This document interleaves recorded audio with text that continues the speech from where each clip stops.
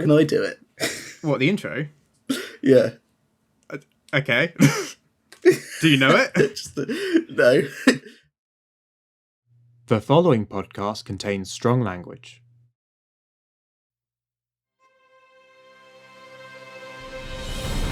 Welcome to the Ciné Rambles podcast. I'm Nick, and I'm cool.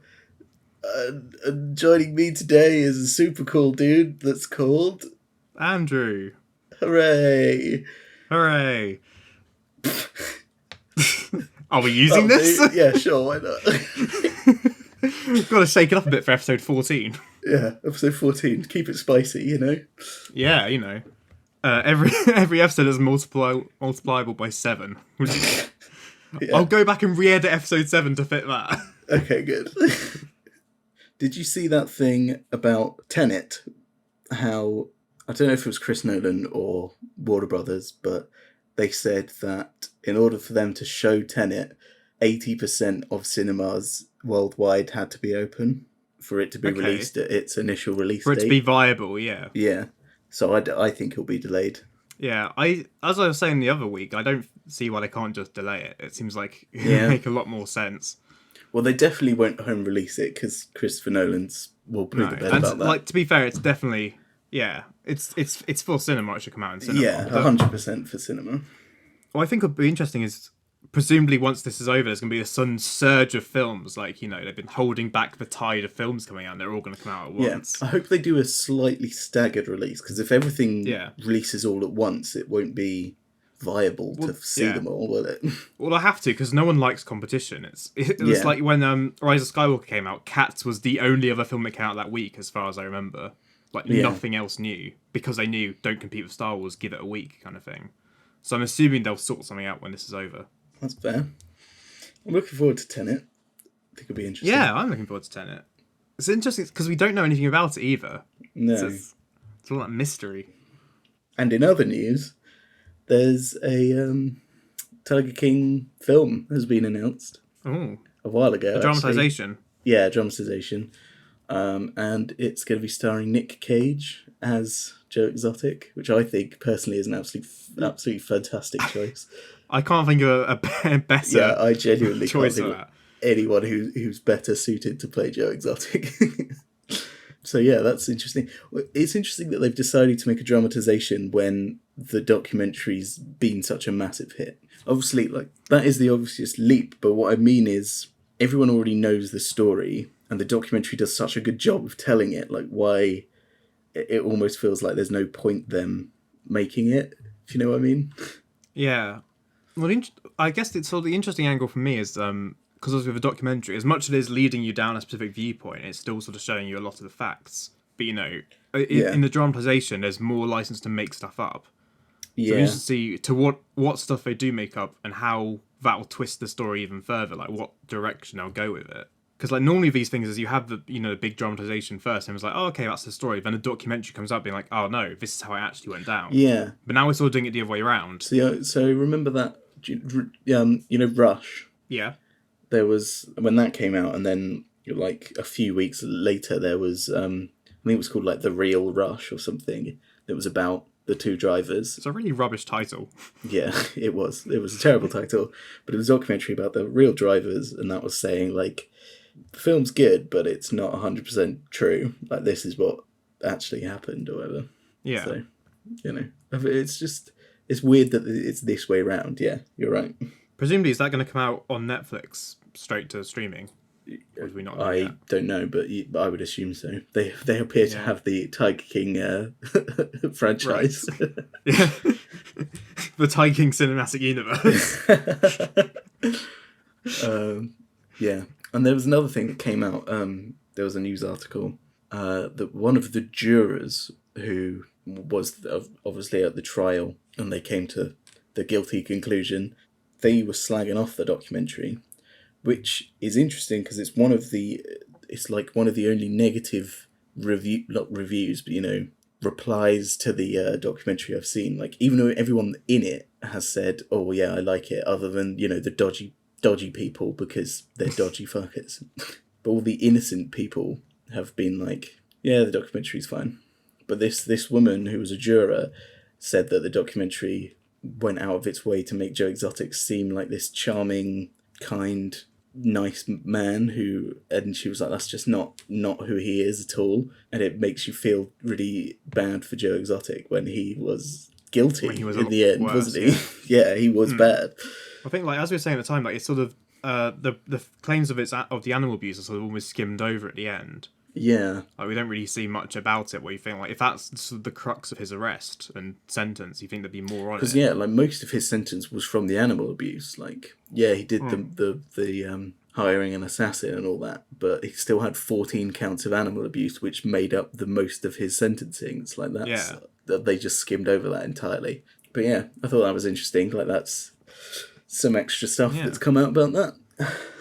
Yeah. Okay, so I'm going to talk quickly about Star Wars. Okay. Because I've been writing so much about it recently. It's basically all I can think of. Your enormous blog post, which is available now at cinerambles.blogspot.com. There, I got your plug in before you could. Yeah. You're part of the machine now, my friend. Next, you'll be saying the email address 3 times an episode. But yeah, so for those of you who haven't seen, I've been starting a written Star Wars ranked retrospective on the blog. Now to be in 4 parts, possibly 5. And where can they find it, Nick? You just told them, Andy. What am I going to do? Repeat the address within a minute of myself? Nah, I don't do that. Never. Never at all. But yeah, we're having an interesting discussion before we started recording. I thought we'd have now. Because on the blog, I've this is a mild spoiler if you care about the ranking of it. But I've placed Phantom Menace as my least favourite Star Wars film and Rise of Skywalker as the next worst. Yeah.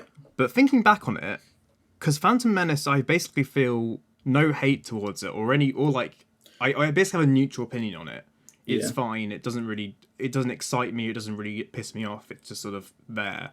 But Rise of Skywalker, while I find is in some ways is a more enjoyable, more impactful experience, I think it's more damaging than Phantom Menace. So the question is, which one is truly the worst of the 2 Star Wars films? I think it's got to be Rise of Skywalker, surely, because as terrible as Phantom and Clone Wars are, they're still made with passion, I think. Like, George Lucas still loved the universe and everything, and the characters, and wanted to make something that everyone would love. Yeah. And sell toys. Yeah. But that's one of the reasons I'm normally quite generous towards, like, the prequel trilogy, especially like Attack of the Clones, which I rated as higher than Rise of Skywalker, even though they're probably on at least equal footing quality-wise. But because Attack of the Clones was sort of passionate and came from a place of wanting to tell a story. Yeah. While Rise of Skywalker was very much a corporate creation. Yeah, that is the thing, isn't it? Like, I feel, at least, as bad as they are, they're still, like, lovably bad. Like, look at all the prequel memes. Like, they are so bad they're fun and enjoyable. Like, you know, they're fun to take the piss out of. Whereas Rise of Skywalker is just a steaming pile that everyone's already forgotten about. It ties into an interesting point in general, though, about sort of bad films versus good films. Because, I mean, there are films that are, you know, terribly made, but still enjoy you enough as a film, as a piece of entertainment. Yeah. So, how bad can those films really be if they're entertaining? Well, that's why everyone loves The Room, isn't it? Well, I mean, like, so for example, like Rise of Skywalker, like, it was a terrible film, really. And, like, the moment I got out of the cinema, it just sort of decayed instantly. But in the cinema, watching it, you know, it was big, exciting, big screen entertainment, you know. I was excited, I was enthralled, I was along the ride, even though I was sort of questioning why it was doing all this stuff.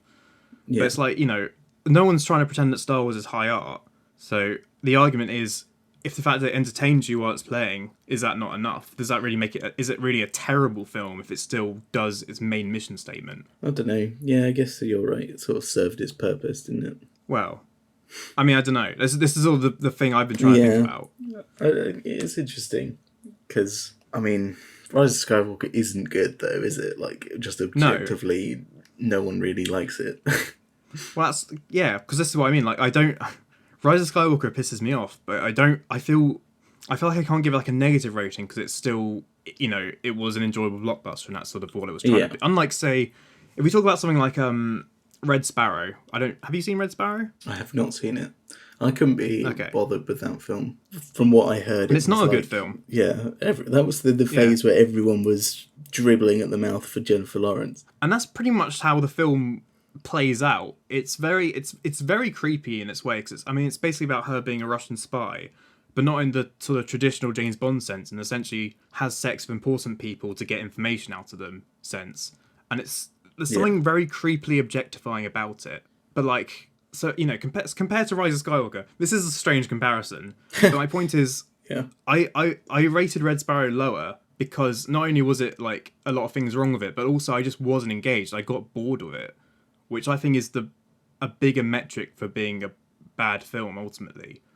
Well, Rise of Skywalker was terrible, but it didn't bore me. But you never turned it off. Yeah. Yeah, and that's the interesting debate here. Because I think ultimately, with all the film, no matter if it's like absolutely high art or just low budget slog, the worst thing you can be is boring. Because with high art, you can have the best. That's true. Because you can have the best, most insightful message you can. But if no one's paying attention, then you've lost it. It's the balance. You've got to have stuff that's actually engaging. So I feel like, I don't know. It's an interesting debate, and I'm not quite sure where I sit on it. But I do think, in a way, being not boring is the ultimate like main point any film can score. Yeah. No, definite. Yeah, you're probably right. A film, but that's the thing, isn't it? Like, the worst thing a film can be is, a 5 out of 10. The worst thing it can be is completely average, like forgettable. Absolutely, yeah. Yeah, because if it's better than that, obviously, it's good and it's an enjoyable film. But if it's worse than that, there's still more to talk about. It being exactly down the middle, it's just like, whatever, let's move on. Yeah, being bland is the worst, yeah. Yeah, being bland is much worse than being bad. Yeah. I mean, say what you want about Cats, it's still, one of the most memorable films I've ever seen because it was so insanely bad. Exactly. And like the Searchers, which we both hate. Yes. I know a lot of people would love it for some reason, but I never stop thinking about that film because it's so terrible in so many ways that I can't stop thinking about it. God, so when we learned about that film at A-level, our teacher told us that, is it John Ford who directed that? Yeah. Yeah, John Ford was like, it's a deconstruction of the racist issues at the time. And then we went on to study that in university, and we read a load of interviews with John Ford and everything. And it's not a deconstruction of racist issues at the time. John Ford is just a racist. And it's just like, why is this such a revered film when it's just a racist man makes a film about a racist man? It's like, what? Also, like, so whenever I see discussions about The Surgeon, it turns up in, like, Sight and Sound's top films of all time poll a lot, normally really high. And all I ever hear about is, like, oh, that shot where John Wayne's in the doorway is, like, the best shot in cinema. No, it isn't. It's not. It's rubbish. But that's such a film studenty thing to say as well. It's like, oh, but he's framed within the doorway. It's a frame within a frame, and it shows how he's on the outside. And like, yeah, that's not a new thing. That's a pretty standard framing technique. It's everywhere. And like, okay, what if it's the first? It isn't, but it doesn't matter. Like, it's just not a very strong shot. It's quite a generic shot, really. And even if it was this amazing shot, it's still one shot out of a 2-hour film that's really boring, full of unlikable characters, full of racism. Yeah, not a single. That's another thing. Like, not a single one of the characters is likable. No. And it's like the person you're supposed to identify with, who's Marty, who's like the 1/16th Cherokee Indian man, and he's like supposed to be the one you're supposed to identify with because everyone's really racist to him because his granddad was a Native American or whatever. It's like, even he's an asshole though. It's like, he's the one glimmer of hope and he's just a twat. It's so strange, that film. I don't understand why everyone likes it. No. Well, that's The Searchers covered. Yeah. Wasn't expecting to talk about that. Now, so Nick, quickly, I have to mention a thing. Okay. Continuation of my documentary, I don't know, exploration. Because, well, this film isn't a documentary, so it's called Chappaquiddick. I'm going to have fun spelling that on the YouTube vid. Chappaquiddick, yeah, Chappaquiddick. And it's a biopic. So, right, I'll just briefly explain what it's about, and then I'll say what I think was the bit I want to point out. So it's about Edward Kennedy, or Ted Kennedy, who is John F. Kennedy's younger brother. But not the one who got shot. Not the one who got shot, a different one, right? And it's set, I think, it's set in 1969 because there's a big bit about the moon landing, which is, so obviously both his brothers were assassinated. He has got another brother, but he's a senator, and everyone's sort of preparing him, his political party is preparing him to be the next president of the United States, and everyone thought he was going to be the next. Because that went so well for his two brothers. Yeah, exactly. I'd be a little nervous. Third time lucky. Here we go. And basically what happens is he has a car accident, and a young woman he was in his car died in this car accident. But instead of going straight to the police or whatever, he tried to cover it up. Right, and this isn't a documentary. This is so this is a biopic. Okay, yeah. Yeah, he tries to cover it up, and that obviously goes terribly wrong, and that's the whole film. I would say spoilers, but again, this is a real, very well documented event. So yeah. So firstly, the film isn't very good, mostly because I don't know. I don't want to say the source material isn't very good, but it's just not that interesting.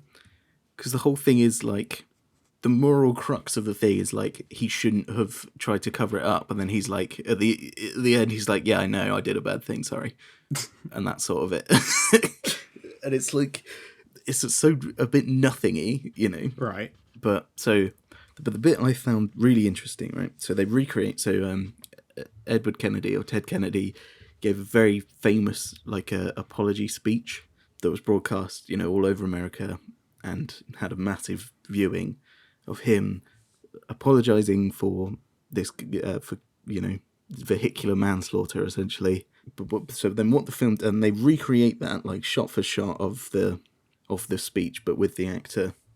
But then what they do after it is they show actual archive footage of how people reacted to that. They showed actual news broadcast footage of the actual time in 1969 of people going out and asking, what did you think of his speech? Or how do you think, what do you think he should have done? How did you react? Yeah. And I thought that was so interesting, because that really, really grounded it in reality and made it seem really real, and was like, oh, this is actually, genuinely how people reacted to it. And I thought that was just such an interesting idea to use the actual footage of the people at the time. It was like, that's a very cool thing. The rest of the film's not very good, but that bit was good. It reminds me of you didn't see Bombshell, did you? No, I haven't seen Bombshell. No, because that was based on the sort of the institutionalized sexism within the Fox News network. I remember partway through that film they had I don't think it was footage, I think it was just sort of still images on screen, but they had like photos of real life victims who came forward and like quotes from what they said spliced into this film, which is primarily a dramatization, although in that sort of Adam McKay way where it sort of had turned to camera and sort of explaining things. Yes. Yeah. Also reminds me of, have you seen Black Klansman? No, I haven't. Oh, because not quite the same thing, but at the end of that they have they have real news footage from the Charlottesville attacks, and like vox pops from that and stuff, which juxtaposes what's happened in the film, which is set in the 70s, and it sort of makes the point of like, this is still a problem in America today, and that was a very powerful ending. Like that really hit me hard in the cinema. But it's interesting, that method of being able to sort of punctuate essentially a non-fiction story, but that's been dramatized, but with real world accounts to give you that sense of no, this happened, Yeah, and give it that what was interesting punch. in the film, it does a lot of way to sort of make you think he's really shady. Yeah, like he puts on this neck brace to pretend he's had an injury, and he tells everyone he was concussed and that the doctors gave him sedatives, when in real life, if doctors gave him sedatives and he was concussed, he would have died. And it's like he just lies and lies and lies. But what was really interesting was I thought this film was trying to, make him out to be a bit of an arsehole, which, well, he obviously was very shady, but I don't think he was. He obviously didn't mean to kill her, and he did have a lot of remorse for it. But then what was interesting is I thought everyone's reaction to his apology, because my reaction to his apology was, oh, that's bollocks, he's just saying that to try and get back onto people's good sides. But then showing the actual archive footage of people being like, oh, he was just an accident, oh, I don't think he's that bad, blah, blah, blah, blah. And it's like, oh, wow, that's really interesting, because that's, that's clearly what the actual people thought. And that's completely different to how, what I think today, and what I imagine that the same reaction today would have been completely different. I just thought it was interesting, giving it that the perspective it needed that it would have otherwise be lacking. Yeah, absolutely. Yeah, I just thought I'd bring that up because it was an interesting little thing. I caught that. I think it was on I don't know. Oh no, that was shown on BBC actually. So you would sure when. Would you recommend the film then? No. Because it's just not. But other than that bit, it's just not very interesting. Because there's no ambiguity at all. Like, he just absolutely should not have done it, and there's no being so. And he even admits it, and there's no there's no conflict at the start of it. There's no conflict. It's just like, yes, I shouldn't have done that. I was a bad person, and it's like, that's enough. Okay. And then he steps down as senator, I believe. Yeah, it was okay. Okay. Should we move on? We can move on from that. Okay. I've got a little, well, not so much a review, but a sort of discussion I thought was worth bringing up. Okay. So a couple of weeks ago, I saw the film Breakfast at Tiffany's, which is sort of considered a classic from the 60s. But so here's the interesting thing. So it's based on a Truman Capote novel. It's set in sort of like New York in the 60s, and sort of these socialites living up in this sort of the New York life. But, underneath they have their own personal problems, and it's not all great in the most broadest sense. But so basically, as far as I can understand, in the original sort of novel, or play I think it was rather, the main two characters they're supposed to be like sort of cool girls, or, well, one's a cool girl, one's a cool boy, would it be? The cool boy. I don't know. A gigolo, whatever. Either way, they're sort of but there's clearly and so in the film as well, there's this clear hint that they're both sort of in some way trading their company for money. Yeah. But so this film came out in 1961, and there's this really interesting thing where it's the story itself is full of these sort of like darker, more adult subject matters, and yet the film is coming out of Hollywood where censorship's still a big thing, and it's just doesn't have the sort of the wiggle room censor-wise to talk about its stuff in any great detail. Yeah. So it's a really interesting case. Like, so for example, there's a sort of there's a subplot involving sort of cocaine smuggling, which is sort of brought up in the film briefly, and then at the end it's like, oh, and she's been arrested for smuggling this cocaine, and then it's sort of like, oh, but she's been let off. It's all cool. Oh, what was happening with that? Oh no, it doesn't matter. She's fine. She's gone. Oh, okay then. So that was fine. Yeah, don't worry about it. It's cool. And like again, it's like there's this clear indication they're supposed to be sex workers, and it's like, oh no, it's she just gets paid by these men and they just hang out together. I'm like, okay, sure. And also, and the ending of it, there's this whole thing in the cab where it's like, because essentially it's a romance between Audrey Hepburn and this other guy they live in the same apartment. Wait, is she a cool girl? Yeah, that's the implication. But she's sort of she's sort of like this sort of high class sort of socialite in a way. She's very much sort of she projects this sort of outward personality of being this sort of great with people and a party person and all about this fun sort of free life. But in reality, she's quite damaged on the inside. I haven't read Great Gatsby, but it feels like what I think The Great Gatsby is about. Okay. Right. I don't know. Sure. I mean, that sounds sort of vaguely similar. It sounds similar. I haven't read it, so I can't say. But Great Gatsby's quite good. Yeah. The film's alright. What, the Baz Luhrmann one? Yeah. Okay. Surprisingly. I mean, I haven't seen it, but I hate Baz Luhrmann with a passion. So yeah. Anyway, so Breakfast at Tiffany's. So it's a romance between these two, and it's sort of a bit of on and off again throughout the film. In the end, they're in a taxi together, and the guy's like, you belong to me. You know, you can't, because she's trying to flee the city. Like, you can't go because you belong to me. You're supposed to be mine. And she hits back with this great line. It's just like, no one belongs to anyone. We're all free to do whatever we want. I was like, okay, that's a really interesting sentiment, especially for the era, when it's like the beginning of the second wave of feminism. It's like the idea of like, you don't belong to a man. You can do what you want. You can be who you want and be with who you want, and that's fine. And then she storms out the taxi, and he sort of follows her, and then they make out in the rain. And it's like, oh, what happened to not being yours? What happened to being free? So it's this really interesting thing again, where it's like, oh, we're trying to do something a little more daring for the era, film-wise, but because it's like we've got to pull a Hollywood ending out of this, what clearly hasn't got a Hollywood ending in it. So it just, the message of the film is introduced, and then randomly just like, and Chuck Val aside and kiss. But it's really interesting at the point of history it is. So for some context, a year before, 1960, Psycho came out and was controversial not for any of the murder really, but because there was a shot of a toilet being flushed on screen. Really? Yeah, which caused great controversy because it's a toilets are private. We can't show that. It's obscene. It's not for polite viewing. Even though it's not anyone going to the toilet, someone flushing. I believe it's money down the toilet. It's been a while, but it's not. They're not using the toilet like that. It's just they flush the toilet.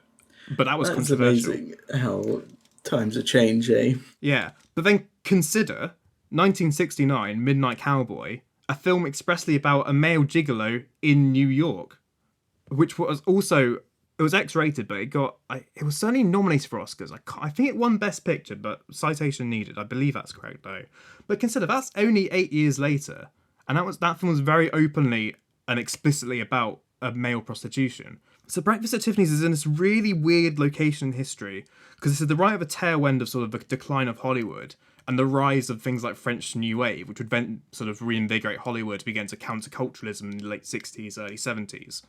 But and you can even see it in the film with this whole socialite angle. Like there's this party scene quite early on, which is full of these sort of very absurd party guests and sort of strange, almost quite comedic sort of moments happening with these characters in a way that feels very reminiscent of something like Jean-Luc Godard in that sort of very absurdist French comedy. Like you can see the influence of Nouvelle Vague starting to seep in at the edges. But this film is just sort of weirdly positioned where it's still a story about that in 5 years' time would have been fine on screen, but it's just in the sort of the fronds of censorship where it can't express itself properly. It's just a very fascinating film to watch, to see it sort of struggle against its own context in history, really. What do you think of Jean-Luc Godard? So I've only seen Pierrot Le Fou, I think. I don't think I've seen any of his other films, so I'm not sure. But based on that, I mean, Pierrot Le Fou is interesting because it reminds me a lot of Un Chien Andalou, which was famously Dali and Louis Buñuel trying to adapt their dreams into a short film just to see how it would be. And the same way Pierrot Le Fou feels like someone's basically just like taken a dream and made it into a film. Like there's no logic, there's no plot to it. It's sort of just randomness, but not in like a bad sense. In a way, it's sort of like it feels like a dream. Everything doesn't feel quite real and it feels quite surreal, but it's sort of still comedic. So it's interesting.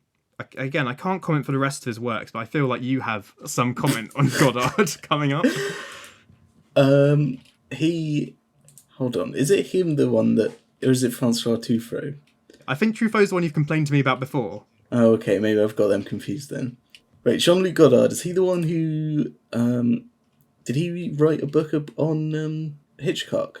Was that him? Was that also Francois Truffaut? That's the famous interview is Truffaut and Hitchcock. Right, yeah, so it's Truffaut that's the wanker then. Yeah. Not a fan then. I really, really, really don't like Francois Truffaut.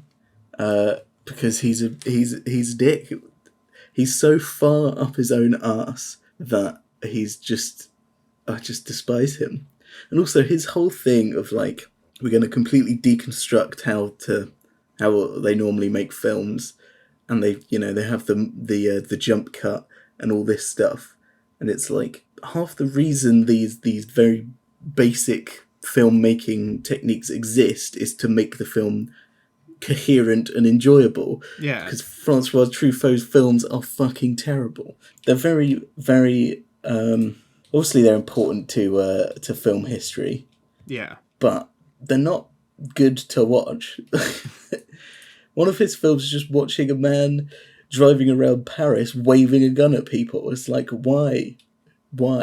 Which one's that? That's a good point. I can't remember which point what that is. Cite but your it's the sources, thing. man. Cite your sources. But also, I don't know. I mean, there's probably more to this, but there's the big irony about how he, hates Hollywood films and despises the like factory nature of it, and he likes the auteur, it being one person's stamp, and he hates the Hollywood factory, and then he is a massive fan of Hitchcock, who is famous, one of the most famous Hollywood directors of all time. But even then, Hitchcock was also, the grand auteur. He was pretty much the person. The term auteur was developed for him and his films. So I mean, it makes sense in that case that Truffaut was so sort of madly in love with Hitchcock. Platonically, I'm sure. I don't. Hitchcock's also a creepy weirdo. He is creepy, yeah. Oh well. Well, that's enough of bashing that man that's not even who you were talking about, so... No. We did definitely do Jean-Luc Godard as well, but I don't remember he did, much of his work. Breathless is probably the big one that most people know, which was Possibly. sort of the influence of Bonnie and Clyde, somewhat. Okay. But yeah, Pierre Le Fou I saw at uni. But I mean, you're right, because Pierre Le Fou was an interesting experience, but I wouldn't watch it for fun, Yeah. Well, a lot of those films are, like the French New Wave films aren't entertaining. No. And this is still going back to what I said before, like, how great are films that don't actually entertain you and hold your attention? But there's a difference between, not want, like, that... I wouldn't watch any of Francois Truffaut's films again because they fill me with rage, and I just don't think they're good, and they're very revered as being these masterpieces, and I think they're, something a 10-year-old YouTuber could curl out. But comparing that to Rise of Skywalker, I mean, I wouldn't choose to put Skywalker on again, but if it was on, I wouldn't really moan. Yeah. Whereas if someone put on fucking anything by Francois Truffaut, I'd be like, can you turn this off? Well, see, exactly. Like, if I had to choose between watching Pierre Le Fou again and watching Rise of Skywalker again, even though Pierre Le Fou is a much better film and much more worthy of existing and says more, I'd probably choose Rise of Skywalker because it's an easier watch and it's more enjoyable. But there are high art films that I would love, and like I talk about Tarkovsky quite a lot. I'm not sure I mentioned him on the podcast before. But I mean, that's a surprise. but the reason I go on about him quite a lot is because even though his films, a lot of them are very long and they are very artsy, like they're some of the artsiest films I know, they're still engaging. They still hold my attention. I still want to rewatch them, which is why I value him so much, because he's one of those rare examples of a filmmaker who's incredibly artsy and sort of philosophical and very, very much far away from that sort of Hollywood style of filmmaking, but it's still accessible and it's still enjoyable to watch. And yeah, I just hate these movements. I mean, they tend to be from Europe, of like people, these film movements of like a group of people deciding that they don't like the Hollywood things and trying to do the complete opposite, right? Because there's the French New Wave. There's do you know Dogme 95? I am familiar with Dogma 95, yeah. Yeah. I had the rules of Dogma 95 printed out and put on my wall at uni because I was a complete and utter nerd. Yeah. I think that Dogma 95 is another thing. I hate the Dogma 95. Have you seen Festin? I have seen Festin. I also don't like it. I just fucking hate that film. Like, it's so bad. Like, there is a reason Hollywood has developed this, like... This method is because it works and produces entertaining things. Doing the complete opposite is like, fucking, I don't know, like what, bashing your head against the wall to try and open the door because you've refused to use the handle. But the thing that's interesting about Dogma 95 is, I believe, I'm not sure about in the beginning. I think there was some idea that Winterberg and Lars von Trier, who came up with it, were doing it sort of to prove a point about it. But at any rate, later on they have, firstly, the supposed Dogma 95 canon. Most films in it break at least some of the rules anyway. And secondly, they both disowned it and been like, yeah, that was stupid. Yeah. And, it's not the right way to make a film. Because, yeah, just, oh my god, it's so bad. Yeah. I just don't understand how they are revered as much as they are, and how making a film that is just objectively like not how you make a film, like, oh yeah, you're not allowed to use a tripod, oh yeah, just go and give your entire audience motion sickness because fuck you Hollywood, you use tripods. It's like, what? Well, you say that 1917 probably didn't use a tripod at any point. No, but at least they had stabilization, this is all handheld stuff. But I mean, 1917 went out of its way to at least be stable during the bits that should be stable. But saying like Feston, when all the fucking people are giving the speeches and the camera's like, they've given it to an old man with fucking Parkinson's and he's shaking the camera as much as he can. And it's like, can you not just put this on a tripod so we can try and focus on what's on screen and not be vomiting the entire time? Well, I was going to say, I was thinking about like... very passionate about my hatred for Dogme 95. Well, because like I was going to say, like, there's no reason why a handheld film can't work. But then I suppose normally an entirely handheld film is normally to do with the way the story's being told. Like, I mean, found footage is the obvious example. That's the other thing. Like, in found footage films, it works because you don't see half the things. But in a film where the visuals are very important... not seeing half the things is very detrimental. Well, see, this is the interesting thing about Dogma 95, because it's the whole concept is basically like, oh, we don't want excessive visual flair. We want it to be as stripped back as possible to not distract from the drama. It's like, it's a film. It's a visual medium. It's not theatre. Film is nowhere near as close to theatre as most people think it is. Oh my god! Because that's a theatre thing. The idea of like, don't distract from the drama. Strip it away and be sort of minimalist. But that's not what film is about. And film is, as one of my lecturers used to say, film is closer related as an art form to painting than it is to theatre. It's all about telling a story through visuals. And Dogma 95 spits in the face of that. Which it just doesn't make sense because, I mean, again, going back to Hitchcock and pure cinema and like the German surrealism? Yes. I feel like there's another word for it, but I can't remember what it is. Yeah, neither could I. But yeah, that's Expressionism, that's it. German Expressionism. That's it, yeah. I knew it was an ism.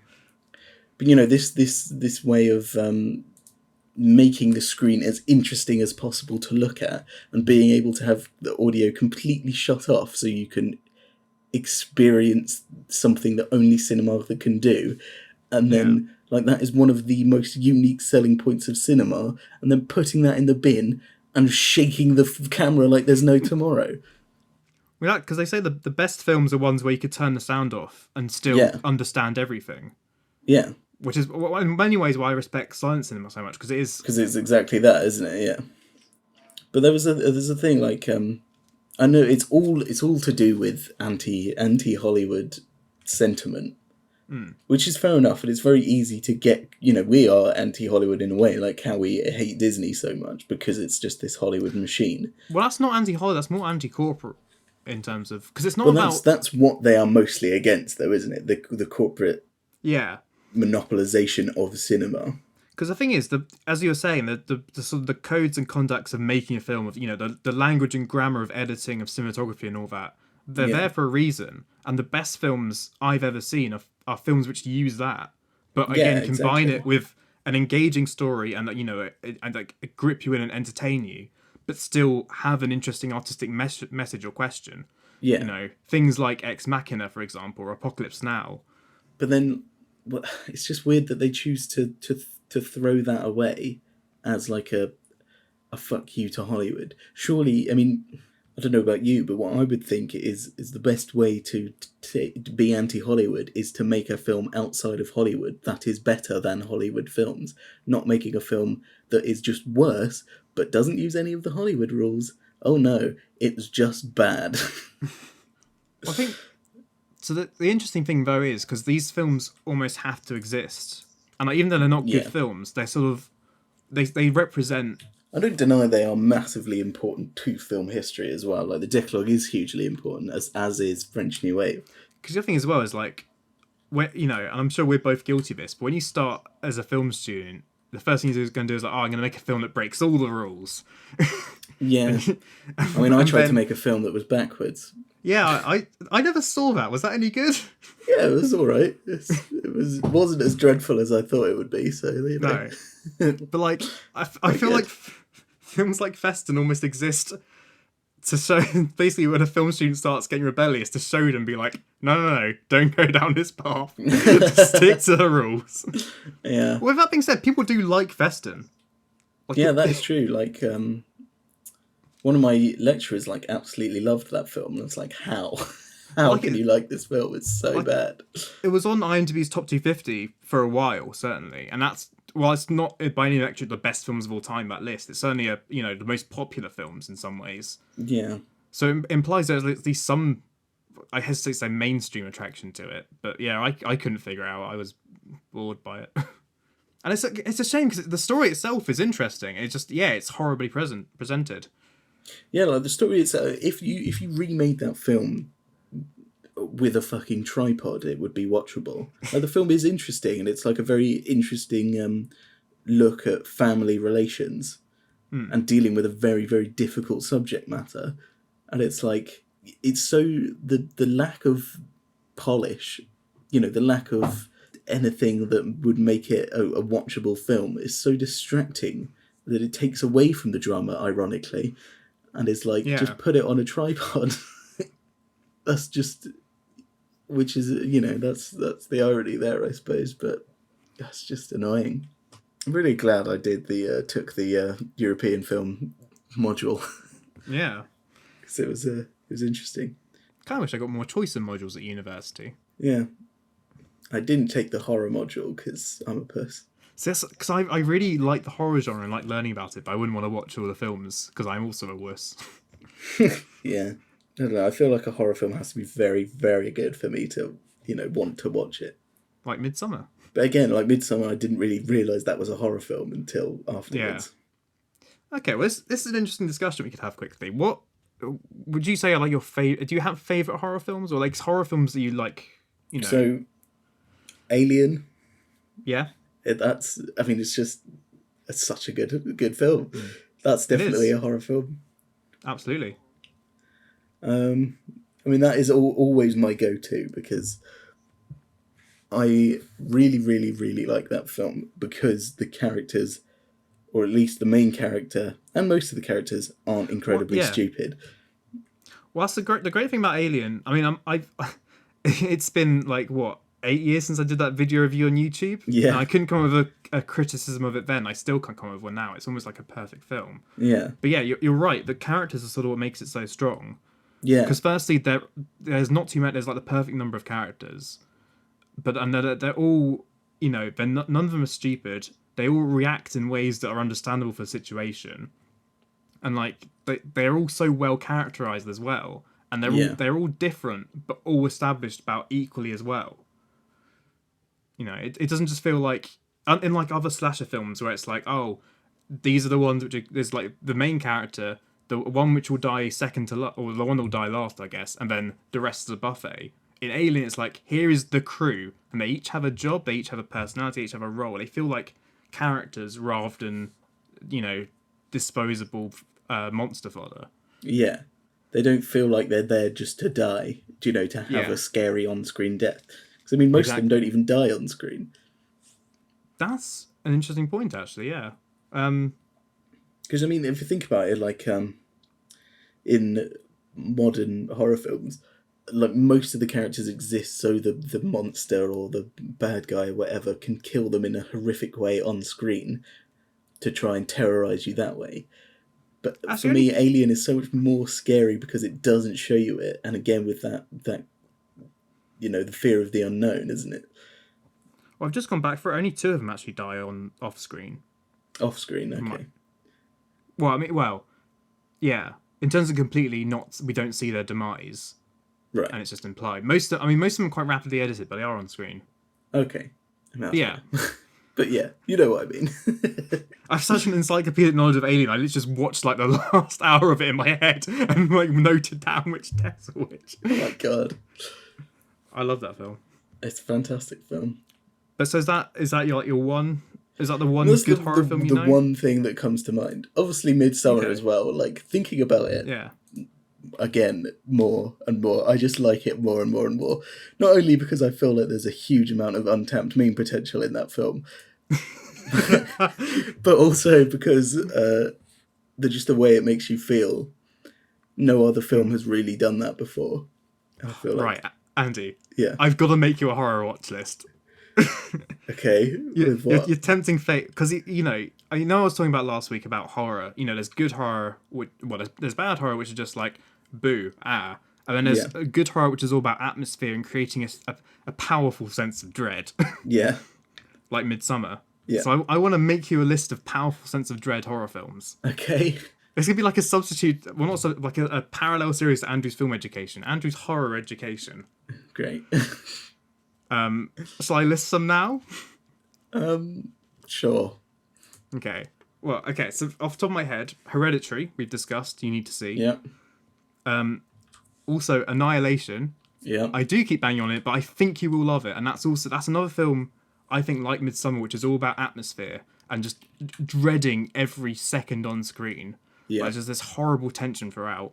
The Witch, to some extent, not quite on the same scale. I do really want to see The Witch, actually. The Witch another is horror fantastic. film I've just remembered, actually. Yeah. A Quiet Place, or The Quiet Place, whatever it's called. A Quiet Place, yeah. A Quiet Place. That's good. That is actually, again, one of my favourite films. Well, not of all time, but that's definitely one of my favourite horror films. Because the tension in that film is just unbelievably good. The build up with the nail on the stairs is fantastic. Yeah, like that is so good. Also, I really like the story about how it's a family and it's not just a bunch of stupid teenagers. And again, John Krasinski does everything he can, and they're actually well prepared. Yeah, he's very well prepared. Yeah. He does everything he can to tackle it, and they still don't manage to do it through this series of bad things. Like, it's very good. Yeah. I haven't seen The Exorcist, but Mark Kermode bangs on about how that's the best film ever made, so maybe I should. Well, see, the thing is, I can't remember if I read the book first or watched the film first, but I read the book at any rate. And the thing is, and it's sort of the same with The Shining, which is another film, a horror film that's talked up a lot. Yeah. But the book is so much better in The Exorcist than the film, I feel. Right. So, I don't know. But I feel like a lot of characterization of a demon in The Exorcist was lost from the book, because there's a lot more nuance to it. Yeah. I also have another horror film that I think is good. The Thing. Yeah. Have you seen that now? Yes. I absolutely love that film. Again, oh my god, I love it. I don't know, it's just so good. So because that gives me, that's the, again, this sort of cosmic horror thing.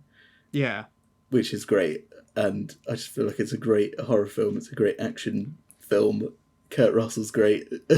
It's just really cool. See, I have a strange relationship with The Thing. Because I remember I rewatched it recently. Yeah. And I remember thinking, I felt like the pacing was really lopsided. Because the first hour, it's all slow and all build up, and then it sort of all just goes, it cascades from the hour mark onwards. Yeah. And I remember thinking it should, build up then release and build up and release, rather than just do all build up and all release. But then I realised that's basically what Alien does. Yeah. So I then rewatched Alien the next day after having this thought, and it was fantastic.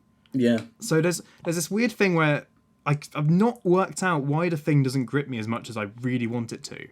See, I don't know, I don't have that. I really like The Thing. Yeah. I really like it as well because of the use of the props and the practical effects is amazing. The effects are phenomenal. And I just think not having this CGI clusterfuck that's all in the dark and boring, it's this insane dog tentacles, man jaw, head crab thing. Have you heard about, there's the prequel from 2011? Is that a prequel, is it? Yeah. I thought it was just a straight remake. No, it explains what happens with the research team, where the dog comes from in the beginning, and they go and explore. It says what happens there. Okay. But so from what I've heard, they try to recreated all the practical effects, sort of similar, with similar methods to the 82 one, because they all loved the film and they want to try and do it justice. Yeah. And then in the edit, the producers were like, nah, this looks like too dated or whatever, and they covered it all with CGI. Oh, why?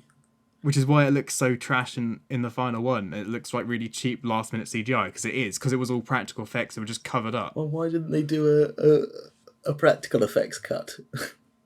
There might be one that exists, I don't know. Maybe not. But, like, if you find behind-the-scenes stuff online, you can see, like, all the contraptions they built up, all these, like, interesting sort of costumes and stuff, I suppose, is the best way of, do a transformation sequences. And then it's just all covered up. That's cool. Oh, man. It's a great film. But yeah, more. We should probably bring this section to an end. I feel we've been rambling for a while. Yeah, we have. But I'll just do at least one last film for you to watch. Texas Chainsaw Massacre. Yeah, so I was just looking at that, because again, that's something Mark Kermode says is one of the scariest films of all time. I do want to watch that film.